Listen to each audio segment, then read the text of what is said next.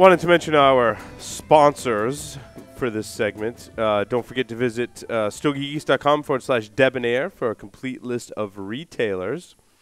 Also, make sure you check out Mr. J's Havana Smoke Shop, especially tomorrow.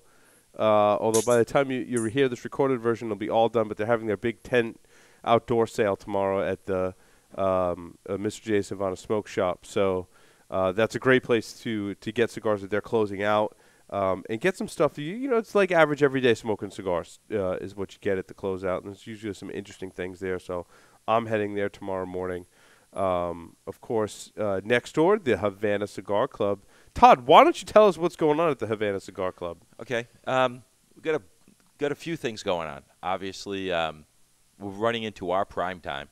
Unlike most cigar places, once the weather changes, because we have 3,000 indoors, 3,000 square feet, full liquor license, and so you get the chance to not only walk into the largest walk-in in the state, but you also can sit, relax. The air circulates every 4.5 minutes, so it's a great place to smoke. You don't leave smelling like smoke.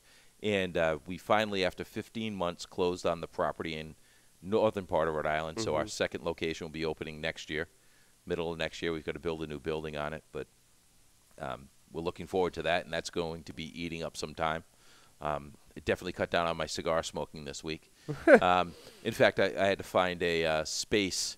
There's some empty space left in the original building, and I'm going to pick the farthest corner of the building, and that's going to become my office, and it's going to have unofficial cigar smoking in it. Nice. Because if I have to sit there and deal with contractors in between, they're going to be walking into me smoking in that far room. Absolutely. It has to happen. Yep. And you got Hilo Jack League is starting up? Yeah, Hilo Jack League starts next week. We do a 5-month Hilo Jack League. It's twice a month, the first and third Tuesdays of the month. So you can either come in as an individual and we'll pair you up, or you can come in with a partner and play. Prizes are always cigars, obviously, and we do Texas Hold'em the second Tuesday of every month. And in fact, our last one of our tournament is this October, so it will be a week from next Tuesday. We'll have the last Texas Hold'em table, with the final table being in November. The nice thing about the Texas Hold'em is the winner of every week goes into the final table in November, and the winner of that game gets a gold membership at Havana, which is a $500 membership. Nice. And that's always popular. So if you're in the area and you're a Texas Hold'em person and like to smoke cigars, it's your last chance for this year to get into the final table. We have a treehouse dinner next week. This thing looks awesome. So you got a game dinner that includes buffalo, rabbit, venison, mallard, antelope, and wild boar. It's $95 a person. Of course, it happens on Wednesday, October 8th, when I'll be on an airplane. Yes, it seems to happen. Thanks for that. You're welcome. You're not the first person to say that to us. But it's sponsored by Ashton Cigars. Yes. So there will be Ashton, La Aroma de Cuba, and the Elegancia from San Cristobal is also going to be one of the cigars for the night. He's got beer and wine samplings. He's got beer casks, which were made for the Treehouse exclusively. You're going to be outdoors. We'll be outdoors. The Treehouse has a great setup. But they've got it. Yeah, I was just going to say. He's got a great setup. It's only good for another month or so. Yeah. But he's got a covered woodshed. Yep. That's rather big. It's got a built-in fireplace. It's got a bar. He's got a fire pit outside. He's got a gas fireplace right outside. Right outside there. So you're not going to be cold on October 8th. Oh no, it's a perfect place to be, and it's a great place to do. In that crisp air in the fall, man. I think it was Phil Zangi that was telling me that when you smoke a cigar, when the weather's a little cooler like that, it's the combustion. Like a car runs better when it's cold because it's just the airflow and it cools the smoke, and it just that spring and fall time without a question. The summer gets a little muggy and a little tough, but. And that's a great dinner. Mike does a great job at the Treehouse Tavern. It happens to be about 90 seconds away from us. It's a little New England-y inn type of feel to it. It's definitely one of those places that if you're in the area, you want to stop and grab brunch or grab lunch or dinner. Right. And that's going to be an exceptional dinner. Again, we're running into our prime time now, so we'll have another dinner in November. We're not ready to announce yet, but we're going to have something special at the beginning of December, something that none of your listeners and viewers will have ever seen. Yeah, which is you can be very interested in. Going to be very interested in. And like I said, Will, I know you said you were coming up in November. You may want to shift a couple weeks. I may do both. I was talking to Paul about it. Yeah, it's just so everybody knows, Manuel, who's the master blender for La Aurora, is going to be here. He's never come to the States except for the show, but he's never come and actually spent time at any location. And if you don't know who Manuel is, not only is he unbelievably talented and makes great cigars, he's one of the nicest guys that you'll ever meet. We became fast friends very quickly, and Paul, you know me, so you know that doesn't really happen because I don't particularly. No, you're a pretty quick judge of character. Yeah, I'm pretty quick judge of character. For some reason, you still hang out with me, but I know. It's your geeky side. That's right. It's the geeky side. I'm an engineer by academia. It's very too, disarming. So. Yeah. Yes. So we're going to do a very bizarre segment because Will and Todd are going to have to slap some sense into me. I don't know what I've been doing lately, but I decided to branch out and try some different things that you don't even call it smoking. I mean, they don't even call it vapor. Like, it's not smoking because it's not smoke. You're not burning tobacco.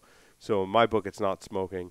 I also try to pipe, which we're going to run a segment on a future show and get the cigar smokers take on pipes. That was a fun waste of an hour and a half. Yeah, well, I think to complete the full circle, I got to do some hookah so we can get the cigar smokers take on hookah as well. So we're going to go through the whole. You're doing vapor. That's hookah Vapor's light. Really well, at least hookah is somewhat tobacco. And then would you say hookah is 20% tobacco, Will? It's 20% tobacco, and for my friend Stace Birkeland, who's probably listening, it's not premium tobacco. It's premium tobacco scraps. Well, vapor isn't tobacco at all. It actually uses an electronic process to create a vapor, which is not smoke. It's creating a liquid into a vapor. But I'm not going to get into the technical details of it at all. If you want more information, feel free to email the show at stoicgeeks.com. If enough people email, I'll put up some YouTube videos with a little more information on it. Right now, I kind of want to give you the 5 facts about vapor for cigar smokers because you're going to listen to this and you're going to be like, oh, I didn't know that. And you're going to find that we might have more in common than you think with this whole vapor thing. So what most people don't know is that, you can kind of inhale or not, and you can get these with nicotine or without. And a lot of people think of vapor, they think of those e-cigarettes you get at the convenience store, 3 for $5 or whatever. You actually take the vapor into your mouth. You can inhale a little bit of it, and then you blow it out. But it's not like cigars. Like, you want to draw slowly for 5 to 8 seconds on it and take it into your mouth and blow it out through your mouth and nose. And you can also inhale a little bit. And you can get that, again, with nicotine or without. So they have a lot of zero nicotine stuff. There's tons of flavors, kind of like flavored cigars, but they also have tobacco and coffee flavors, which are not sweet. But it's not tobacco. It's more like a sugar water that you're putting over the stuff. I tried one tobacco flavor so far. It was absolutely atrocious. It had this little lemony kind of flavor to it. It was not good at all. As most of your cigars do. Yeah. Paul, let me stop you for a second. Question.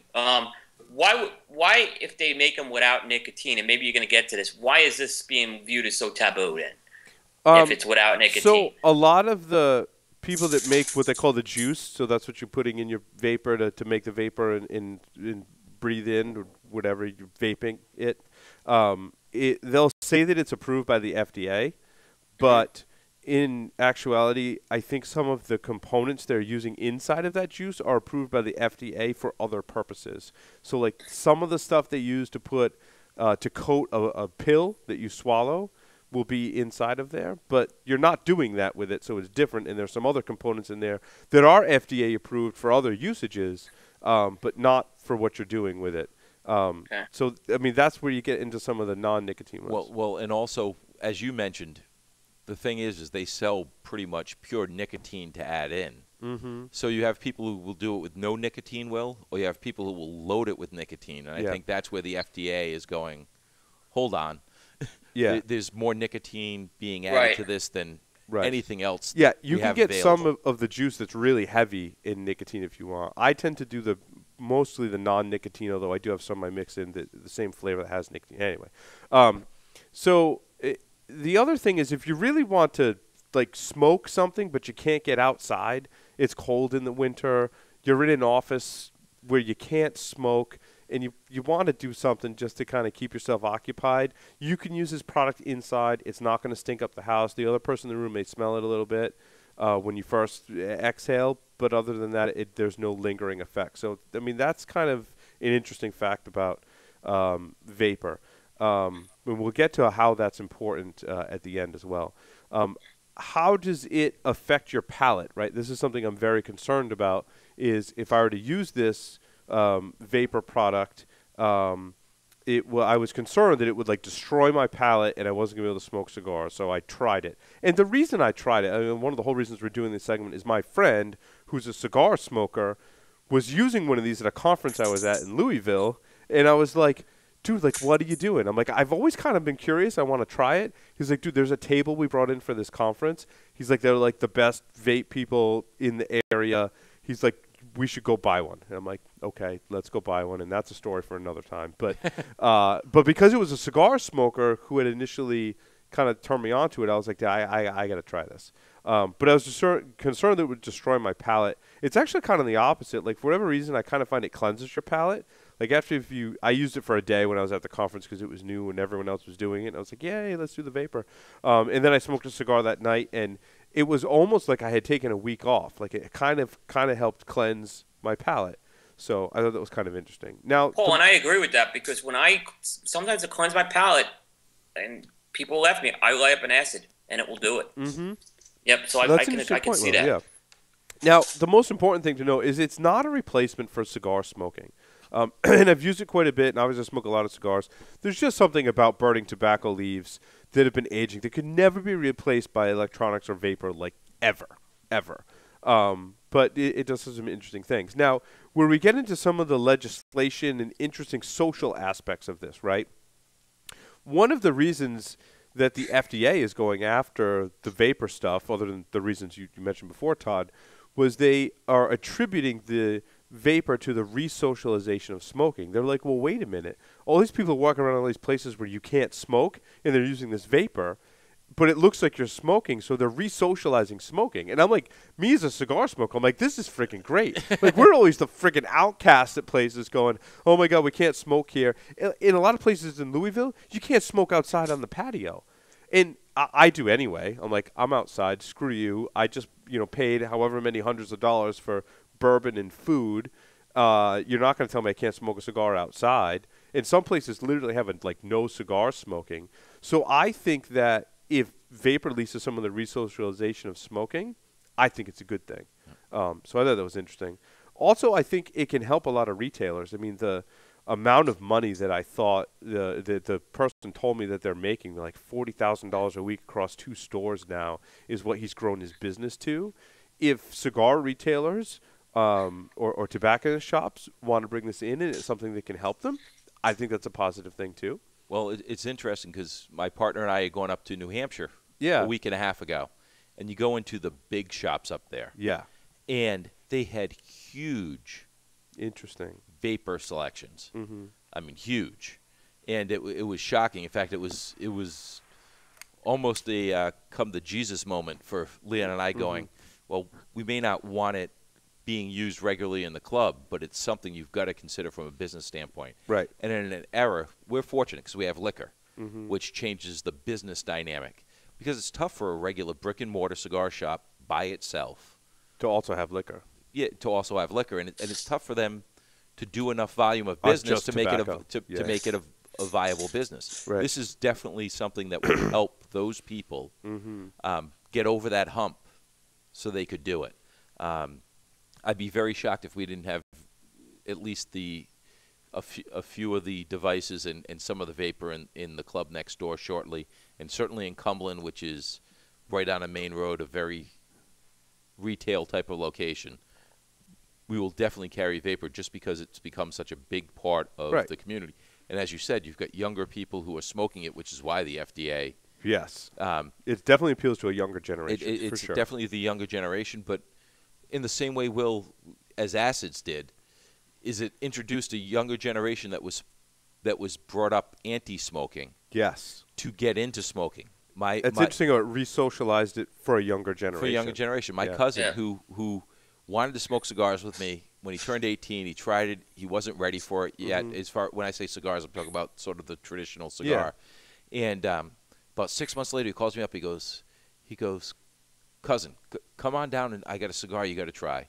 And he handed me like a cold fusion, Cuba. And I mean, for me, I loved him, but I couldn't smoke it. I can't smoke it. I couldn't do it. But now he smokes very few flavored cigars. Yeah, because your older. palate develops. Yeah, absolutely. He's in his 30s now. He's older. Yep. But it definitely had a market for bringing back cigar smoking. Yes. And the vapor is just a way to do it otherwise. Absolutely. I think part of the reason, too, why the regulation is kicking in is because it wasn't regularly like smoking. People were really pushing the envelope. They were smoking on planes.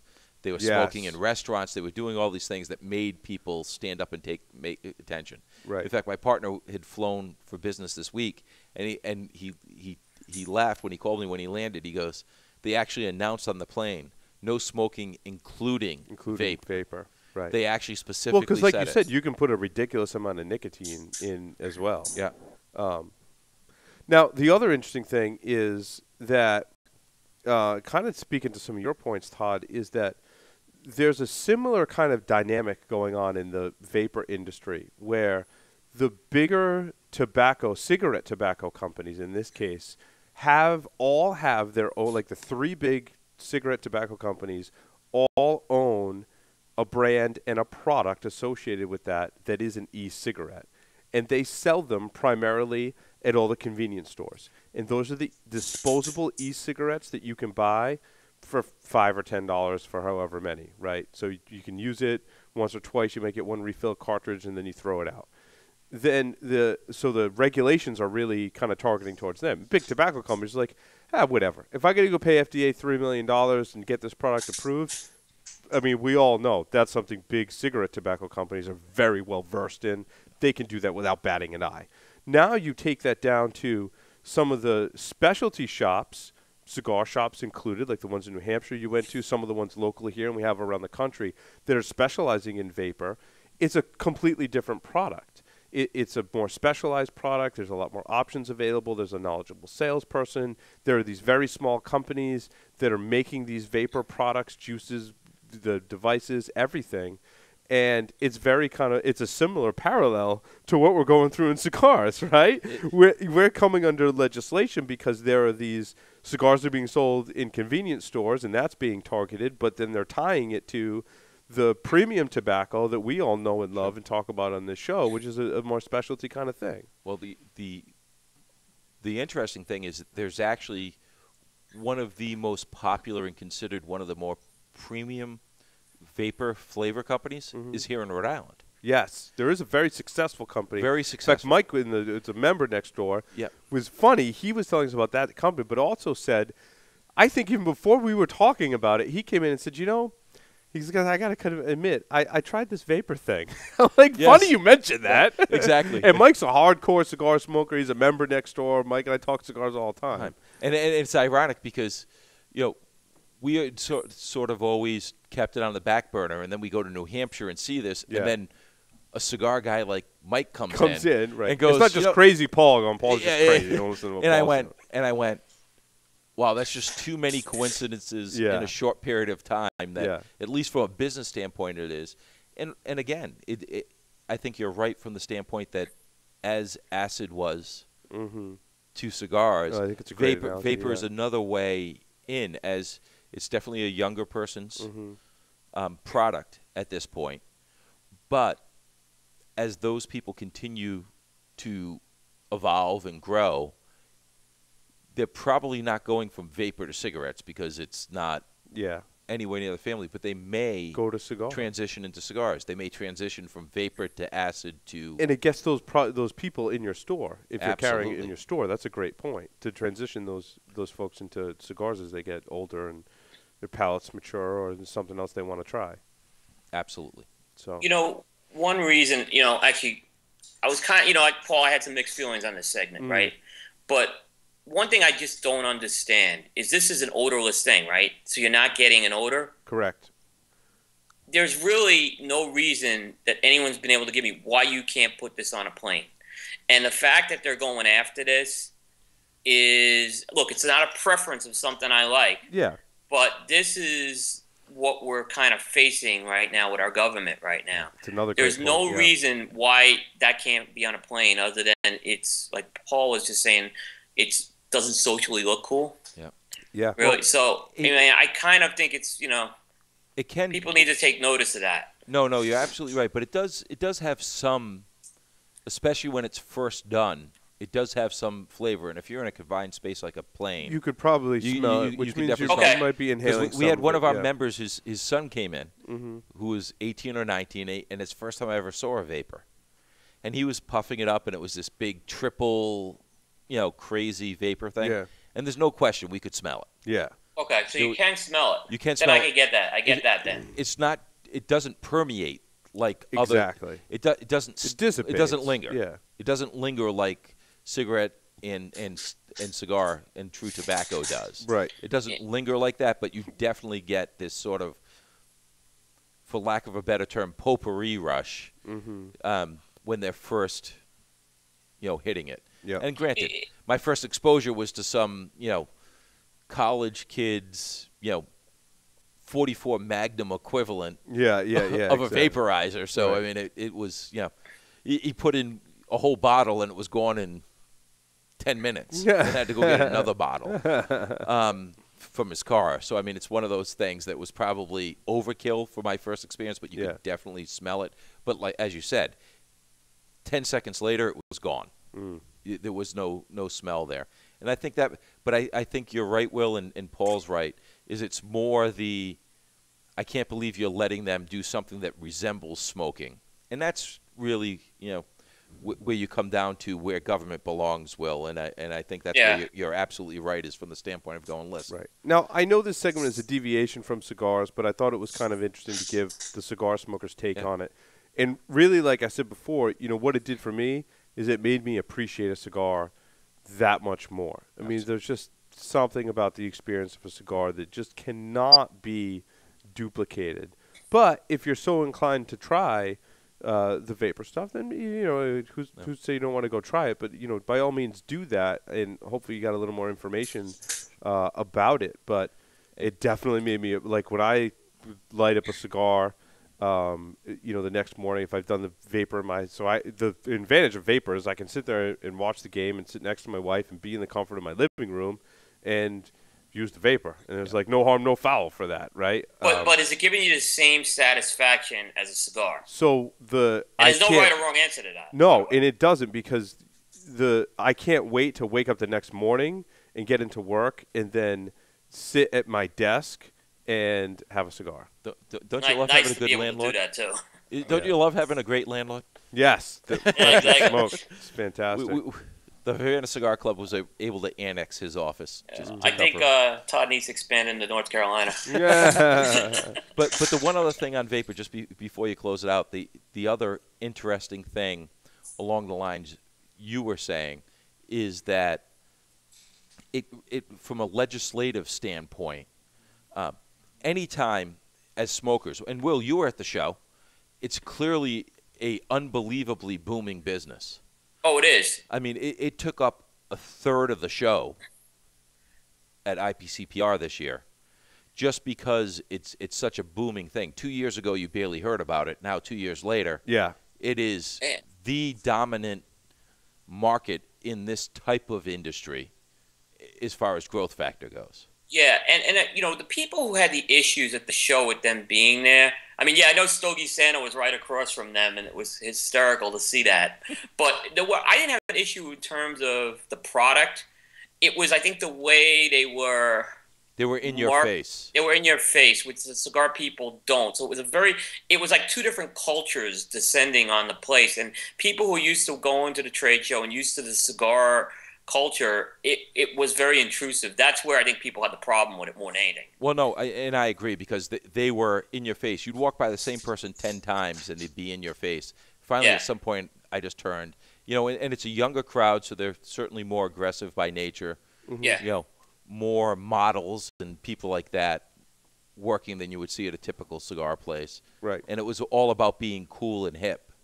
Yeah. And some of us, you know, we've out of necessity, we've sort of become this defiant group of, you know, we keep to ourselves and smoke, and if you don't like it, it's your problem. But we're not so in your face as the vapor people have been. Same thing I said with people sort of pushing the envelope and sitting in a restaurant puffing on vapor, you know, and the lady next door, next table over with their kid goes, well, I don't want to see my kids with somebody smoking. Yeah. Because they won't be able to discern Yeah. between somebody smoking a cigarette, a cigar, or a No, vapor. I was telling Zedman in the chat, this is our first and last segment on vapor. Yeah. So don't be concerned about that. Please address all hate mail to Paul Asadorian. Yes, you can address all Paul at StoicGeeks.com. There will be one more segment on pipes, and that will be the first and last segment on pipes, unless the listener pipes may be something the listeners might request more information on. You're in the same family there. Yeah, Paul and I have the same problem with pipes. Yeah. No. Me too. And I do as well. Will may way too much work. Will probably won't let me do a segment on hookah, and I probably won't win that battle, so we probably won't see a first and last segment on hookah. But I did want to kind of. I don't know how it happened. It was just my curiosity. Can we break up a cigar and put it in a hookah pipe? Yeah, exactly. So just to kind of tease the pipe segment, people are saying the pipes are interesting and pipes are great. I did enjoy the smoke when I got it to actually light and go. I liked the smoke that I got from the pipe more than I thought I would. Yeah. The flavor in the smoke was very, very nice. It was different from a cigar, but very pleasant, and it was tobacco, and I was appreciating that way more than the vapor, and probably way more than you would hookah or anything like that. But the pipe is I think it's a nice distraction. I will probably say I'll probably use the pipe probably on and off. It's just a lot of work. It's just very tedious. It's tedious. It's very tedious, and I smoke a cigar to relax. Yes. And the pipe's just too much work. Reviewing pipe tobacco, I actually tried to do it once, and I aborted it. It is a totally different animal. It is. And we'll talk about there's different dynamics involved with that. And again, it's much easier to review a cigar in my book. Well, Paul and I unfortunately can't contradict that because we looked like amateur. We're like on YouTube, like looking at videos, going, "How do you pack this thing?" We look like Charlie Brown trying to kick Lucy's football. Yeah. I mean, it was really that there bad. is an art to pipe, so there is. I know we're kind of stealing them, but in terms of the device itself, and I think there's a real interesting story with the actual pipe device. I think that's a part that's interesting because there's a craft involved. All right. Well, 3 of our most faithful listeners say that they are going to fund a trip for ATL to come slap me personally if we do a segment on hookah. So that settles that issue. There will never be. I am assure you that will not happen. There will never be a hookah segment on the show. but with pipes, a lot of cigar smokers smoke pipes too. We have a lot of guys, especially being in the Northeast. You know, they're at home. You can't. They're not smoking in the house. They can step outside for 5 minutes, smoke the pipe, and go back in, and they haven't ruined the experience. And we have a lot of our members who are pipe guys for when they're home and not in the club. So, Will, what cigar did you light up after? I am lighting up. This is very interesting, and I got to get this up to you, Paul. This is a cigar called the Recluse Amadeus. It's a box press Connecticut. And I just wanted something milder. This is a really good cigar. It's, like I said, one of the best box press Connecticut's I've had. Nice. Really smooth. It's got this toasted, nutty flavor to it. Not overpowering me nicotine. The draw and the burn are just excellent on this thing. Very impressed with this cigar. I know we've had Recluse on before, but this is their new release. Cool. Yep.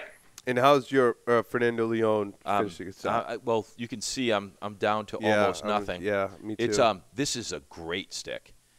I mean, I'm going to order a couple extra boxes on the next order just to take one and bury and one to smoke because this is. Yeah, I think it's got great aging potential. It definitely amped up in strength, as most of the perfectos will do as you get down to the end. This is actually a really special stick. Yes, especially in that price point. You don't get a lot of $11 and change sticks that are this. And this cigar is I mean, we lit this up towards the beginning of the show. We lit it before we started the show. We did. Yes. We did, yeah. And that's that big bigger periphery. It's at number 1, right? That's at 6. It's a slightly smaller ring gauge than a regular number 1. Okay. But yeah, for all intents and purposes, I would call it a number 1. Yeah. It's probably a 54 instead of a 58. 56 or 58. Okay. Yeah, exactly. Okay. Cool. Any contest updates, Will? We are all up to date. There was a contest we had last week. I forget who won it, but he's already been told he's won. I gave away a 5-pack of the new re-release El Rey de los Habanos. So those will be going out next week. So we're caught up on contests. Cool. Very cool. I think that's all we had for this episode. Thanks, everyone, for listening to the first and last Vapor segment on the show. Look for some stuff on pipes coming up. And then, of course, we're going to stick to the focus of cigars, so don't lose hope. I think people did say it was an interesting discussion, and that was the reason I wanted to have it. If there weren't all those ties to FDA and some of the stuff going on and interesting aspects of it, we definitely we would have punted on it. It educated me. I mean, it really did. You did a good job on it, Paul. It was educational. Yeah. It's not something I would do, but it was good information. And you can see how it ties into the way you did it. You can see really how it ties into those of us who are cigar smokers. Absolutely. And it's just another way for them to step on the cigar smoker. Exactly. We don't want to let that happen. So, and that'll be the focus of our show for November 14th. Will be the CRA. We're dedicating an episode on November 14th, so make sure you tune into that. More details will be coming up on that. And call to action. Call to action for everyone. Yep. Thanks, everyone, for listening, and we'll see you all in the next edition of the Stogie Geek Show. Thank you. Thanks.